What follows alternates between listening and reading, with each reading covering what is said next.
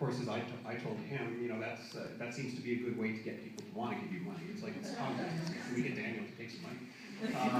So I told him to see you fundraisers. I said, you know, that's how you raise money. Just tell people you don't want money. For some reason, people love to give money to people who don't want money. But don't try, because you'll get nowhere.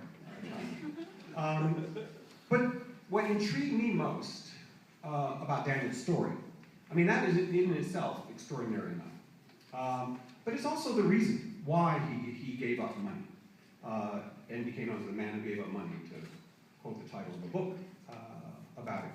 And that is to pursue exactly what Matthew Arnold was talking about. In his own way, he's pursuing the best things he can do. And for him, that meant giving up money and following a spiritual path towards a kind of enlightenment, call it what you will, but also kind of towards a kind of perfection. So there's a reason for giving up money. And that reason is, I think, consonant with the reason our students study the humanities. Because they're not studying the humanities because they want to get this job in particular or that job. But like Daniel, the money will come, like when you're very bright and well educated. But the point of a liberal arts education, as Matthew Arnold said, is in fact to pursue the best that has ever been known and written and said. In fact, I'd like to give you the whole quote because it actually speaks a little bit more directly to our today's speaker. The quote, the quote about the best that has been known is actually preceded by the following. Culture seeks to do away with classes. Now, not the classes you take with me. You know, culture seeks to do away with classes. To make the best that has been thought and known in the world current everywhere. To make all men live in an atmosphere of sweetness and light. And then there's a longer version of this. Evidently that phrase, Arnold himself sort of liked it, so he brought it in a couple places in his writings. So a slightly longer quote, but I think also relevant to the occasion. The whole scope of my essay is to recommend culture as the great help out of our present difficulties. Humanities, liberal arts, culture being a pursuit of our total perfection by means of getting to know on all the matters which most concern us, the best which has been thought and said in the world. And through this knowledge, turning a stream of fresh and free thought upon our stock notions and habits, which we now follow staunchly but mechanically, vainly imagining that there is a virtue in following them staunchly, which makes up for the mischief of following them mechanically. And our students have done precisely that, and so has our speaker today, so it is my pleasure to introduce Daniel Suelo.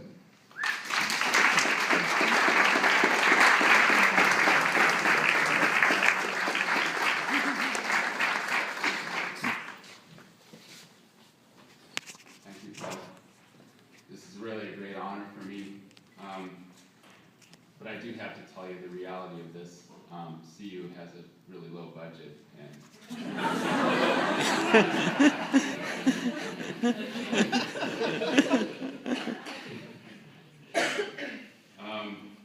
I thought before I start I would read. I've been debating on whether I should read this or not before I begin the speech, but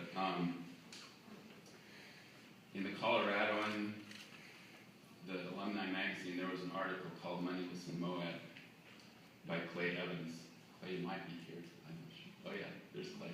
Hi, Clay. And he interviewed me and wrote this article. And in the spring issue, there was one letter in response to his article. His article was Moneyless in Moab. And the letter to the editor, it was the only one in response to this. By Paul Stanton, who's an economics major, 1984. You have to be kidding. You ran a feature article on a bum from Moab. Great, he has a CU degree. This is the type of graduate that should be shameful. Let's feature productive people with good jobs, goals, ambition. A bum with a CU degree. Awful.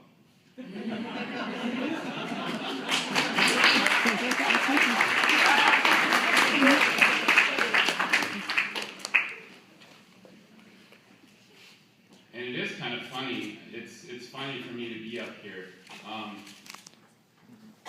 To tell you the truth, when I first gave up money,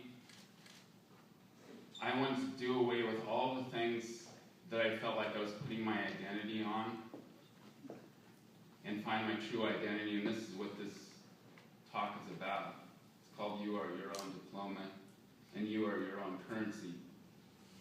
And I got to this point where I wanted to find my authentic self. And this isn't really truly about living with money primarily.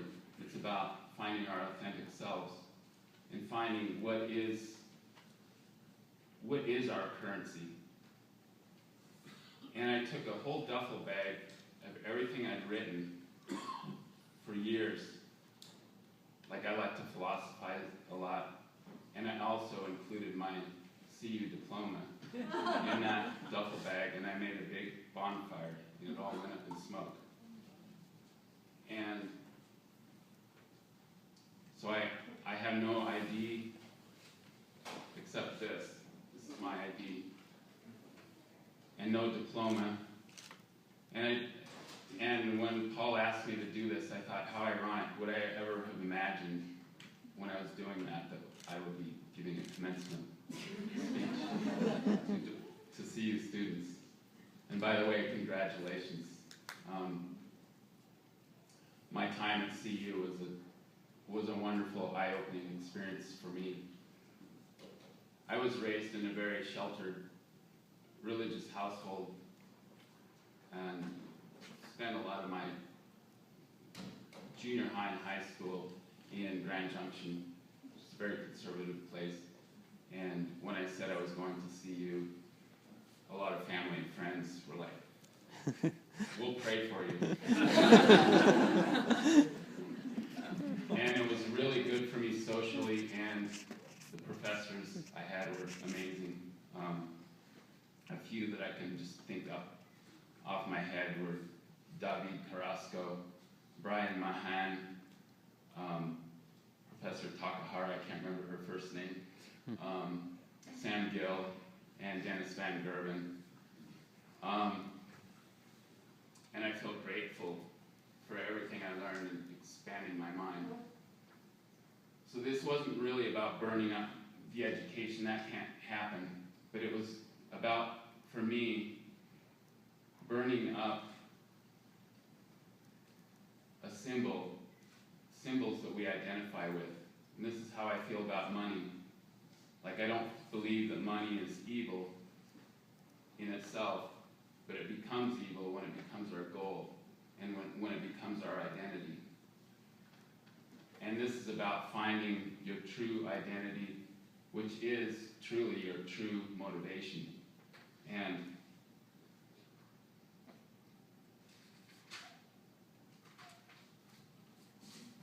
I'll read a quote by Chuang Tzu.